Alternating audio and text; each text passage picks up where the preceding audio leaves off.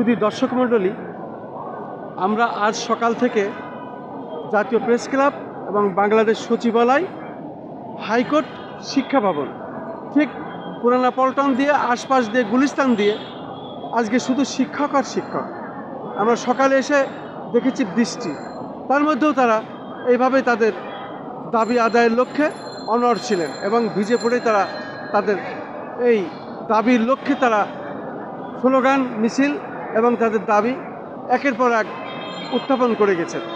আমি এখন বাংলাদেশ সচিবালয়ের সামনে থেকে একজন বিশিষ্ট শিক্ষক, ওনার কাছে আমি কিছু জিজ্ঞাসা করব যে আজকে আপনারা প্রায় লক্ষাধিক শিল্পী, শিক্ষক, বিশেষ করে রাজধানী ঢাকার অলিগলিতে পর্যন্ত এক দফা এক দাবি, এই হলো তাদের স্লোগান এবং এই মুহুর্মুহু স্লোগানে রাজপথ, ঢাকার রাজপথ প্রকম্পিত করছেন। আপনাদের মূল দাবি কি? আপনার নাম পরিচয় দিয়ে বলুন। যদি আপনাদের দাবি পূরণ না হয় তাহলে পরবর্তীতে আপনারা কী করবেন আমাকে একটু বিশদ বলুন। আমার নাম বাসুদেব চন্দ্র দত্ত, সিনিয়র শিক্ষক গণিত, টঙ্গিবাড়ি, মুন্সিগঞ্জ। আমরা এই জায়গায় একটা দাবি নিয়ে আসছি। আমাদের একটি দাবি জাতীয়করণ। এই জাতীয়করণের বাইরে আমাদের কোনো দাবি নাই।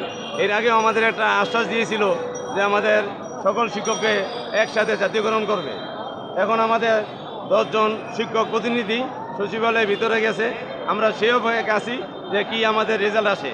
যদি কোনো আমাদের এই রেজাল্টে প্রত্যাশিত না হয় বা আমরা সফল না হতে পারি জাতীয়করণের, তাহলে পরবর্তী কর্মসূচি আরও বিরাট আকারের, বিরাট ভয়াবহ ধারণ করবে।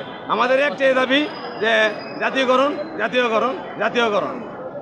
আপনাকে অনেক অনেক ধন্যবাদ এই সংক্ষিপ্ত সাক্ষাৎ গ্রহণ করার জন্য। আমাদের চ্যানেলগুলির পক্ষ থেকে আপনাকে আমি খন্দকার মাসুদ, আপনাকে অনেক ধন্যবাদ আমার একটা সুযোগ করে দেওয়ার জন্য।